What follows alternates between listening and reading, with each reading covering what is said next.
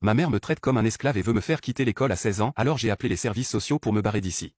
Mes parents ont 4 enfants. J'ai 16 ans et je suis l'aîné. J'ai 2 petites sœurs, 13 et 10 ans, et un petit frère, 12 ans. Notre famille est plus que dysfonctionnelle. Mon père boit énormément et il a des problèmes avec l'alcool depuis aussi longtemps que je me souvienne. Il ne travaille pas, ne fait rien à la maison, ne cherche jamais à nous parler et ça laisse tout le poids sur ma mère. Sauf que ma mère a replacé toutes ses responsabilités sur moi. Pendant longtemps, j'ai accepté de le faire de bon cœur, voulant aider à maintenir notre famille à flot, mais ces 2 dernières années, j'ai commencé à ressentir de la rancœur, puis j'ai compris que si je voulais une meilleure vie, je devais partir et mettre un terme à cette situation. En fait, mes frères et sœurs n'ont aucune responsabilité à la maison. Ma mère dit que trop de monde qui aide ferait plus de mal que de bien et que je dois être le seul à l'aider. C'est donc moi qui prépare le dîner avant qu'elle rentre, et quand elle n'est pas là, c'est moi qui suis responsable, même si mon père est à la maison, parce qu'on ne sait jamais quand il décidera d'aller au bar. Je dois aussi vérifier que les devoirs de mes frères et sœurs sont faits avant son retour, les aider s'ils ont du mal, et je dois signer à la place de ma mère sur les papiers de l'école parce qu'elle n'a pas envie de le faire quand elle rentre à la maison. Ma mère m'a aussi confié la gestion des factures en ligne. Une fois par mois, je dois tout payer, et si l'argent manque, c'est à moi de me débrouiller pour trouver l'argent et le mettre sur le compte de mes parents. Parfois, ça signifie fouiller dans le portefeuille de mon père pour en prendre, d'autres fois, ça veut dire puiser dans mes économies.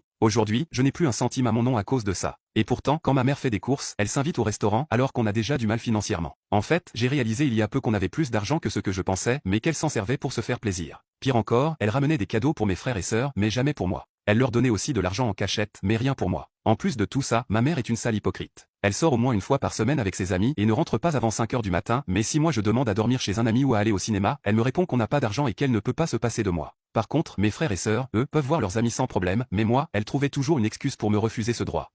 Suite en partie 2.